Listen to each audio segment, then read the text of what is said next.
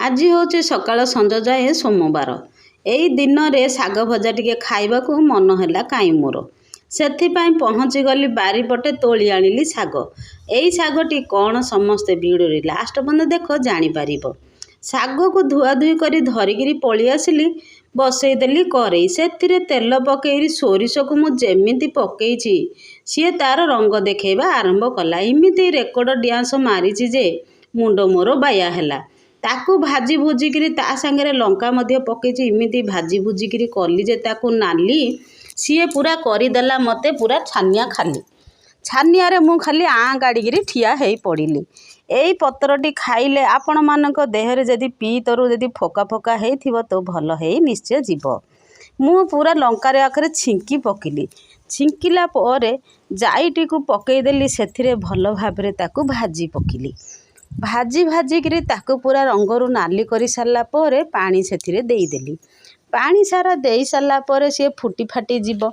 ଫୁଟି ଫାଟି ଗଲା ପରେ ତାପରେ ତା କଥା ଦେଖିବା। ସିଏ ଫୁଟି ଫାଟି ଗଲା ପର୍ଯ୍ୟନ୍ତ ତାକୁ ଟିକେ ଘୋଡ଼େଇକି ରଖିବା। ଆପଣମାନେ ଭାବୁଥିବେ ଏଇଟା କି ପତ୍ର? ଏଇଟା ହେଉଛି ବୋଦେଗା ପତ୍ର, ମାନେ ପିତା ତୋରଡ଼ା ପତ୍ର। ଏଇ ଜିନିଷଟି ଯଦି ଖାଇବେ, ଦେହରେ ଯଦି ପିତରୁ ଯଦି ଫୋକା ଫୋକା ହେଇଯାଉଥାଏ ତାହେଲେ ଭଲ ହେଇଯିବ। ତାପରେ ମୁଁ ସେଇ ଶାଗକୁ ଧରି ବସି ପଡ଼ିଲି ପନିକି ଧରି। ଚେକି କରି ତାକୁ କାଟିକିରି ଥୋଇଦେଲି କୁଲାରେ।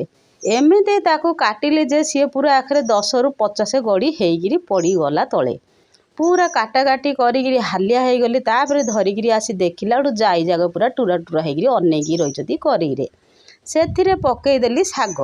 ଚିକଣରେ ପୋଛିକିରି କୁଲାରୁ କାଢ଼ି ତାଇରେ ପକେଇଦେଲି।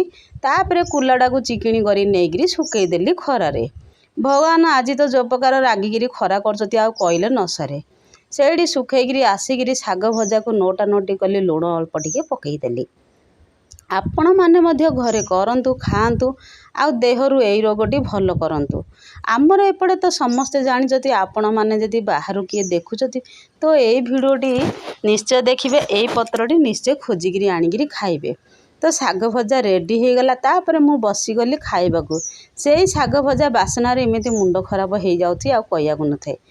ତା ସାଙ୍ଗରେ ଶାଗ ଭଜା ସାଙ୍ଗରେ ଆଣିଛି କଟିକି ଆଳୁ ଭଜା ଆଉ ଆମ୍ବ ଖଟା ଆମ୍ବ, ତା ସାଙ୍ଗରେ ଯାଉ ଟିକେ ଭାତ ଟିକେ ଗୋଳା ଗୋଳିକିରି ବସିଗଲୁ ନାତୁଣୀ ଜେଜିମା।